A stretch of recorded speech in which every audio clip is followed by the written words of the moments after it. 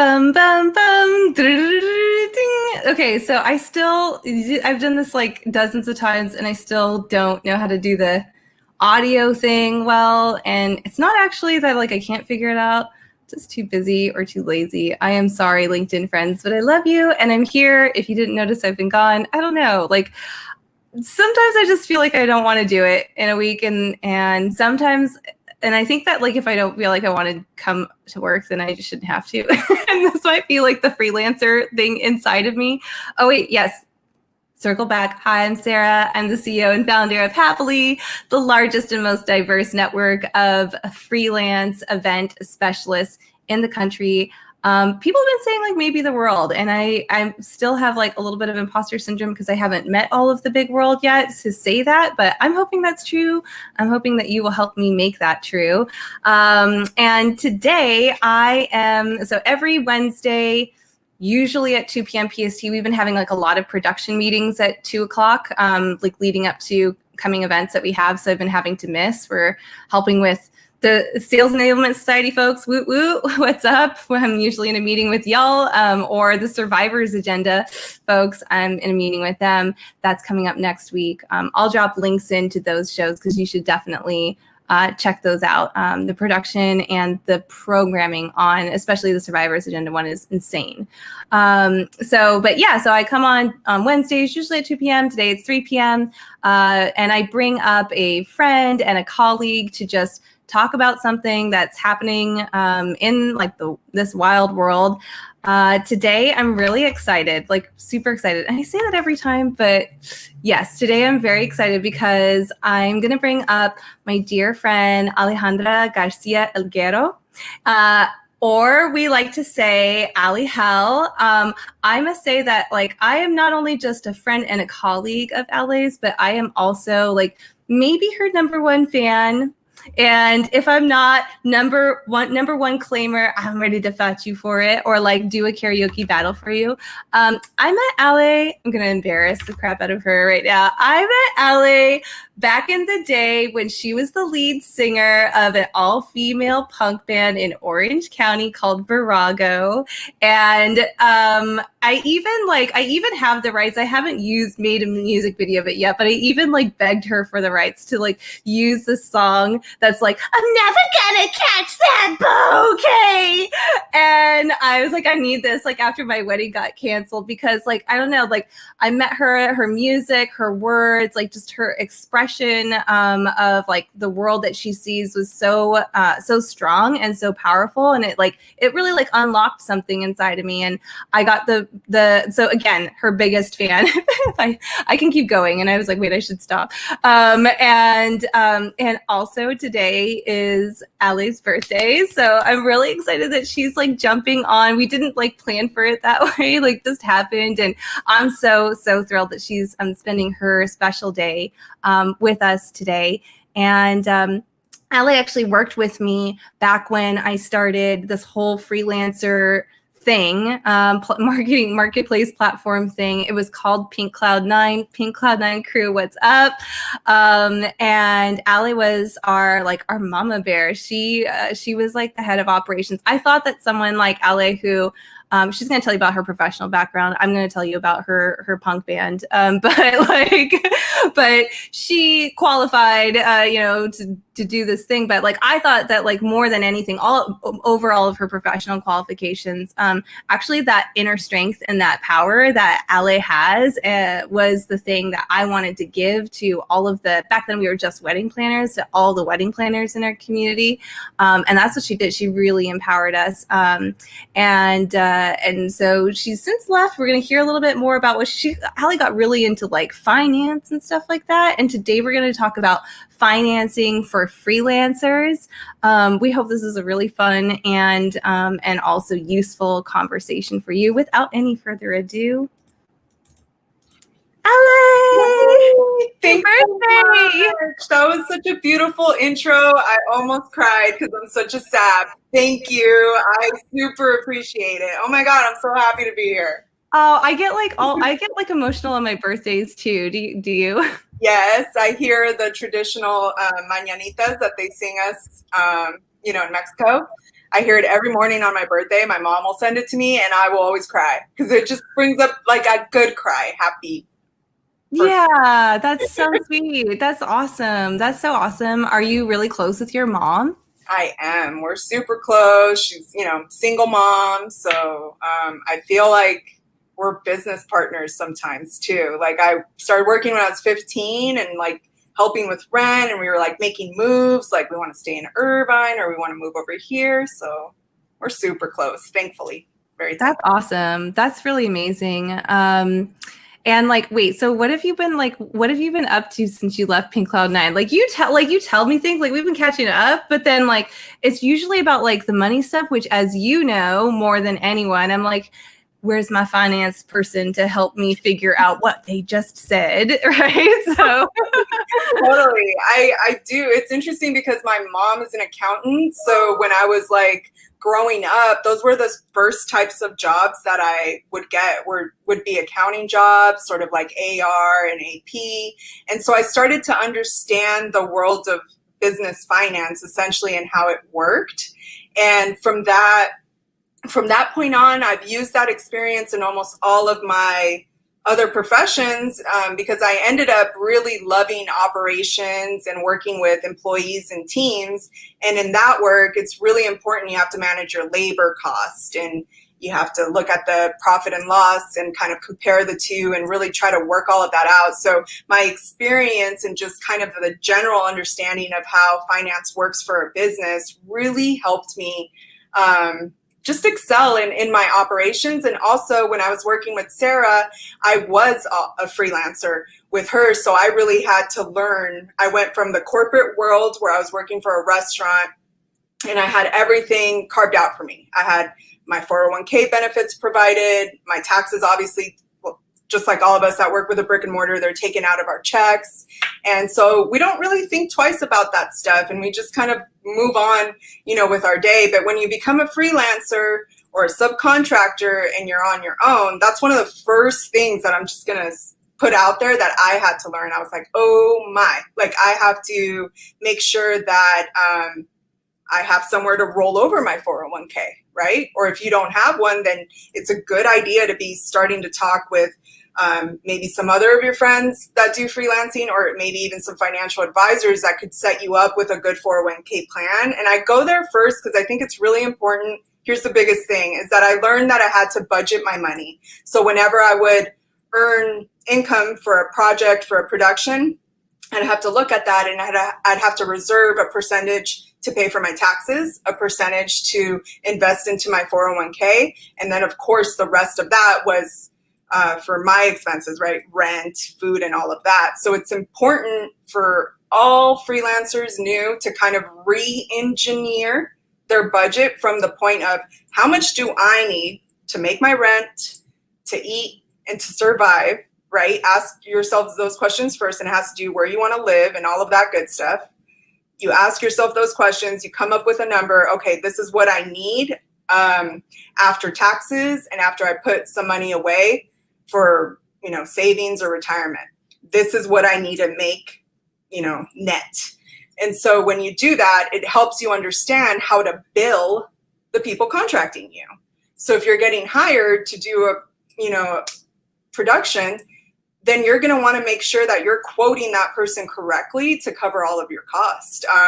Because or else what's going to happen if you just kind of go and you accept any offer, you're going to be dealt at the end of the year. You're going to have to submit a 1099, do your taxes, and you're going to be like, oh crap, like I didn't save my money to pay my taxes. Now I have to pay the IRS. And it just kind of snowballs into different ways. So that's probably the best advice I could give to anyone. I mean, that was really good advice. Wait, like, but why obsess about the 401k? I feel like I have so many friends who are like, whatever, world's gonna end. I might not live. I kind of like that. Like, to me, it's kind of like even if the world is gonna end, it's not gonna end tomorrow. You're going to keep getting older. Thankfully, it's a good thing for us to continue to have birthdays and get older. It's awesome. And I'm very thankful. But all of us are going to be on that path. And eventually, you guys, you're not going to be able to work. Like, you're not going to be able to do the thing that you used to do. You're going to need to retire. And the way that the world functions now, we don't have pensions. We don't have things like that in the past where employers took care of us in that way. We have to be the ones that are like hooking up with financial advisors to figure out, how am I going to invest into this 401k? Because that's what your 401k is, guys. It's your retirement plan. You know, what are you going to do when you're older? I mean, we all get used to a certain way of life. And when you can't do the job, you're going to have to, think about that. Like, what's going to happen to me when I can't do this anymore? Where do I want to live? How much money am I going to need to be okay to live my long and prosperous life until the end, right? So that's just the way I see it. That's why I like harped on it so much, because to me, that was the biggest deal. I never thought about that at all. I was right there with you guys. Like, I'm going to die. It doesn't matter. Whatever. We'll see. Not anymore. Yeah. And then like, sometimes I feel like I know like freelancers who they've sorted that out, and they know what they need to make, right? And then they like get that, and then that they don't know how to price themselves. Can you talk about that? Yeah. Like, and let's talk about like fairness. Yes. Yeah. Because, and I think we were earlier before this whole thing started, we were talking a little bit kind of like about like imposter syndrome or saying sorry or like feeling small. And then I sometimes see that reflected in pricing, where I'll see like really amazing freelancers, people who like done the Olympics, and then they will price themselves lower than folks who have way less experience, can't do the job, think they can do the job, but they can't. And then they're like actually charging double. So how do you like, where does that like, how do you like think through like what fair pricing is? Yeah. So one of the first things I think it's really important, and this might be obvious, but look around you. How are the freelancers that do the same exact thing you're doing? How are they pricing? Maybe ask them, or just kind of shop around and try to get an idea for what's typical in the market. And then once you do that, I think that kind of can give you a kind of baseline to start deciding, okay, so where am I? Am I above average because I can do X, Y, and Z skills that most people don't have? So I guess that's my second tip, is breaking down your skills.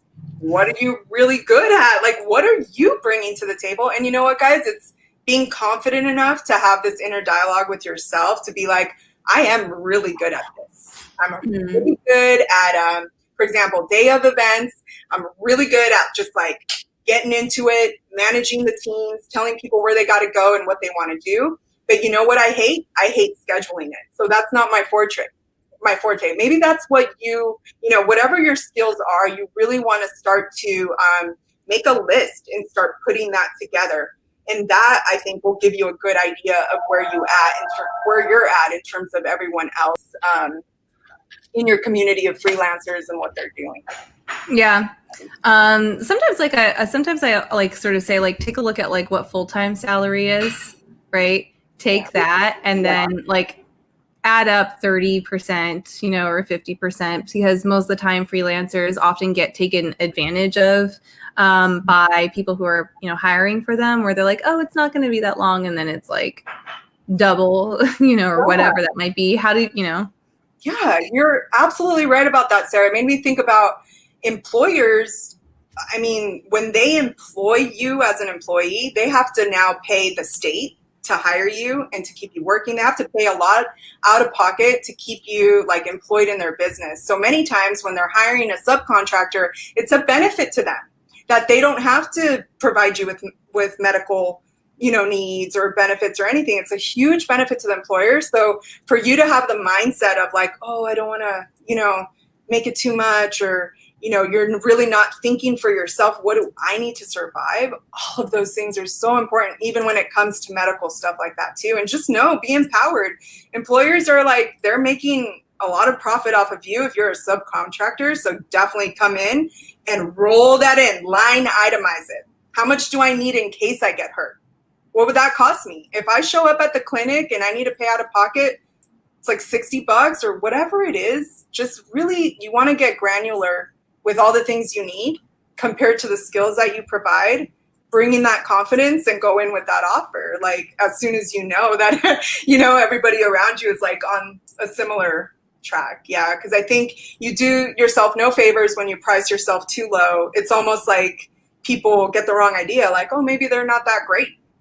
Well, yeah. I mean, the weird thing is like for the woman who priced herself low, and this happens all the time, so it's not really even singling her out. Yeah. I was like, I mean, I work with freelancers so much. I was like, hey, just so you know, like next time, like I was like, just so you know, I'm going to pay you this because it's what you're worth. And next time, like, don't ever go any lower than that. Yeah.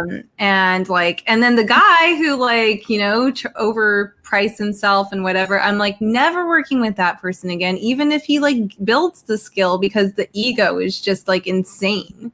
Yeah. But the thing your suggestion was like, oh, like go talk to other people, but people don't talk about their money, right? Yeah. Like why is that? I've always, I'm going to be really honest. Like I didn't grow up wealthy. And so I never had a problem talking about money because I don't have it. So I feel like sometimes I can be very candid, like girl, I'm broke, or whatever. And sometimes that's off-putting to people because they're like, we don't talk about money. Like we don't ever talk about that. I don't know, Sarah. I think it's cultural a little bit, but at the same time, I think it really is a hindrance because that's like really important questions that you should be asking one another. And it shouldn't be as taboo as it is. But I think since it's so closely related to how you're valued, I think that's where it like really, because if like what we're talking about, pricing yourself is really valuing yourself. That's something I learned when I was working with you at Pink Cloud 9, Sarah. It was like, if I can get contracted to do a project, doesn't matter how many hours I take to do it or what I do. It's just all about that end product. But guess what? Do I want to be working 48 hours like or all night and day? And no, like you have to like, really think about how much time does it take me to do this? And this is why I'm going to price this. And it's really about my work and like the end product, not about how many hours I put into it. So that you really taught me like, look at it project based, like it's your value.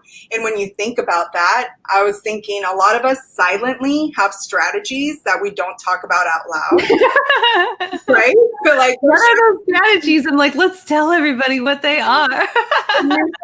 Sarah, I remember you being like, this world is all about connections. Like we need to collaborate and we need to be here for one another and work together. And I was like, you're so right. And I think for me, all of those conversations helped me be more candid instead of feeling like I had to like compete with other people. So right. Yeah. The competition. It's like, it's the worst. Yeah. Yeah. I think it's a freelancer. It's the worst as a freelancer because if you're a competitive freelancer, then everyone's like, it's Sarah again, I'm like that on some projects, man. Like some projects I get mansplained and I'm just like, like just go at it, right? Yeah. And it sucks. Like whenever you have that, like that feeling, and as a freelancer, it's like it means you're not going to get on a team again, and it's already hard enough to like jump into somebody else's team that's already a unit. Right. But yeah, I think you're right. Like, but people like and I guess when you're working full time, people do ultimately like 6 months later or whatever. They're like, what are you making? What are you making? Right. Oh, yeah. And that's no, you hit the nail on the head. That's what it is. It's the culture from the employer being like, don't tell other people what you're making because I'm paying you this. And so doesn't know that. And I think that's an old school mentality where I hope, my hope for the future is that we can all start really talking about this stuff, especially for women, because we're not paid as much as men are. And we really don't know. It's like shooting into a muddy pond. Like, how do you know what to price yourself if you don't know what the women around you or the colleagues around you are making? Like, you really, I think it's just in the back of our mind not to talk about it, but we totally can. Yeah. Like, there's no law that's like, oh, you can't. Yeah. Can't Well, talk I about think that. it's good. I mean, like I was like talking with a woman the other day and like with two people about the same product. And it's like one of those things where they give you an invoice for it. So like, it's fuzzy numbers. It's not like a posted published number, right? Right. And like I asked the guy, he was like, oh, the guy was like, oh, it's like really expensive, but I did it anyways. And then this woman, she was like, it was really expensive and I haven't done it yet. And I'm like thinking about it. And I asked the guy, how much was it? And he ghosted me. And I asked the woman how much, and she thought about it. And then she's like, they're charging 100K. And then I went like this. And she's like, is that too much? And I was like, yeah, that's too much. And had she not have told me that price or said something, I couldn't have like basically saved her like at least $60,000. Wow. Crazy, right? That's someone's salary. No, absolutely. And something else that I thought of when you were talking too is there's a lot of value in being a good partner and being good and easy to work with. And that doesn't mean that you're a pushover or that you're overly agreeable. That's not it. It just means that you know how to treat people with respect, how to work together under stressful situations, how to like, sometimes we have to make up little key words for each other to be able to express, hey, I really need you to like change the flowers over there, they're wrong, or whatever's going on a day of. That's where my mind goes, when I think about it, and all those stressors, like that's a great value. So if you bring that value to the table where you can like de-stress, be mama bear and be like, it's okay, kids, you go do this, and you make an enjoyable environment for people, I think that's another quality that perhaps is like being missed when we're pricing ourselves, because we all know how that is. You work with someone once and you find out, that's not a good fit. That's done. Yeah, totally. Or like you work with someone and it's like they're really good at what they do, but I've definitely lost projects because of my attitude, like for sure. And I know that, and it's like, okay, like work on it. And like that's the thing I think with money just generally. And I think also like being on your own, like as a freelancer, like you should be okay with sort of saying what it is and being like, I like missed out, like maybe I spent too much or I underpriced myself, but you do it once. Or like you have like, you realize something that you did that you could have done better that like lost you the job, but you learn it, you like own it, you do it once, right? And just keep getting better and be okay with growing, publicly growing. Yeah, like we were saying, I think a lot of us want to project a perception of like perfection. That was a lot of P's in a row, but we want to just like display this perfect image, and it really stops us from communicating. At the end of the day, you're just like stuck trying to protect this image, and you're not really communicating what you need to communicate to get the project done and moving. And a lot of the times you realize, oh gosh, like I did those things because of my perfection. Like I didn't want to say this or I didn't want to do that, and be okay with it. That's what I was telling Sarah. You know what? I call myself a recovering perfectionist. I used to be like that, and now I'm not. And sometimes though, it's habitual. So even when you learn things, you'll still find yourself doing them, and just give yourself a break and know that's okay. I think not being too hard on yourself is like a key to really opening it up and just being able to be genuine and honest and a good person to work with, Yeah. Okay, wait. So last question. So we talked about like saving, as a freelancer, like know your numbers so that you can save. And then secondly, price yourself, value yourself, right? Yep. And then let's just talk about like the freelancer who's rolling in it, because there's a lot of those folks who are just like consulting money and investing. Yes. So investing, oh my gosh, I think it's when you're working with so many freelance professionals, you get to know certain individuals that really like you love working with, or that you might have like talked about a project with or something like that. You can consider making your own little business, right? With other fellow freelancers that you enjoy working with, and maybe you kind of like do a side project and announce something big that the three of you come together and you do something, right? And it's different and valuable. Like that's a great way to like invest your money, because not a lot of people have that upfront cash to, start doing ads and like putting it out there and and paying, the freelancers that you're working with, right? Because that's a big deal. I think another huge investment, like, again, I'll just say, if you are rolling in it, definitely make sure you're saving that. Be talking with financial advisors about your money and how to invest, how to build a portfolio. That's what, I never knew about these things, but it's so important. If you do have a lot of cash, you might want to consider going to like RIA financial advisors. They work directly with you and your business and your cash flow, and they will build you out a portfolio so that you're investing in the right 401ks and all of your money is going into some kind of investment. I think if I had that kind of money, that's totally what I would do. Like, I would build my portfolio, put everything in investment, make sure I'm taken care of for when I retire. And then I would be like, okay, now what do I want to do for fun? Like, what's that project that I've always wanted to do? Awesome. I love it. So invest in yourself and hire people who know more than you. Yeah. Always great advice. That's a perfect way to put it. Yep. Okay. So, all right. Maybe you know this. Maybe you've seen a LinkedIn thing that I've done before, but I always close out with a game. Oh, and okay. And my game is called Good Name Ad Search. And what I did is I found 3 other Alejandra Garcia, insert third last name. Remember, I was like, can you put your third name? It's because of that. So look. Oh, cool. Okay. Hold on. And then, so we've got an Alejandra Garcia Gomez, Claudia Alejandra Garcia, and an Alejandra Garcia Estrada Acevedo. A bigger name than mine? Oh my God. Yeah, it's a 4. It's like a 4, but she did a hyphen, so I counted it as 3, and I was like scraping a little bit. There was another Alejandra Garcia O, but I felt like, I don't know, it was cool, but it wasn't like a full name, so I didn't. Anyways, whatever. Yeah.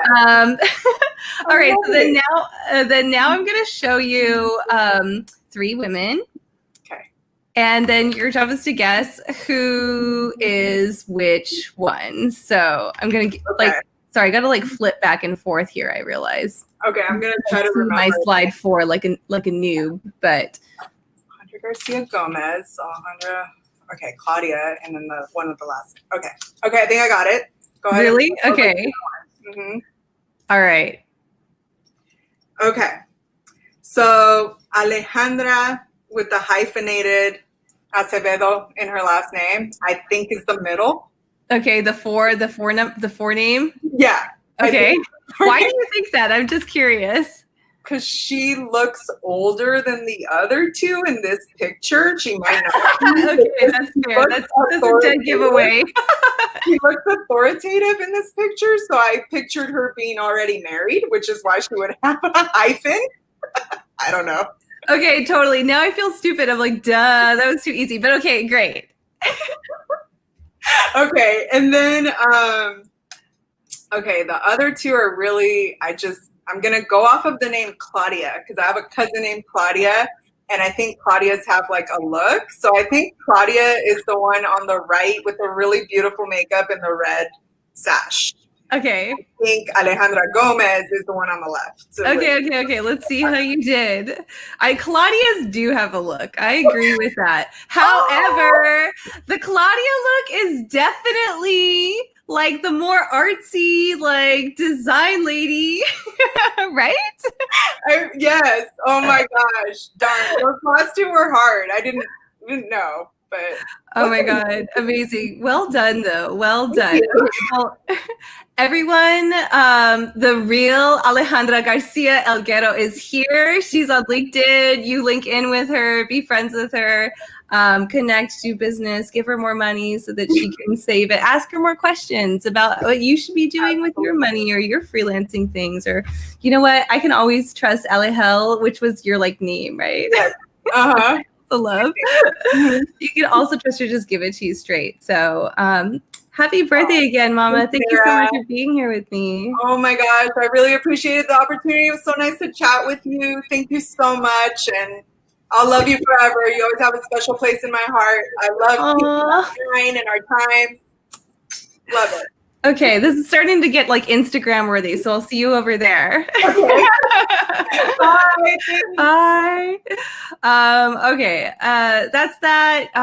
Let's see. Tomorrow, happily hour. We are meeting Thursday, 5 p.m. PST.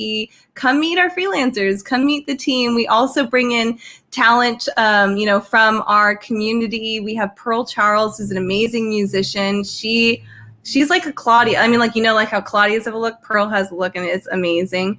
And she's going to come perform. So come join us. Everybody is welcome. You can also see like fun little things that we do inside of Zoom. And that's it for now. I shall talk to you again another time, LinkedIn. Have a great day. Bye.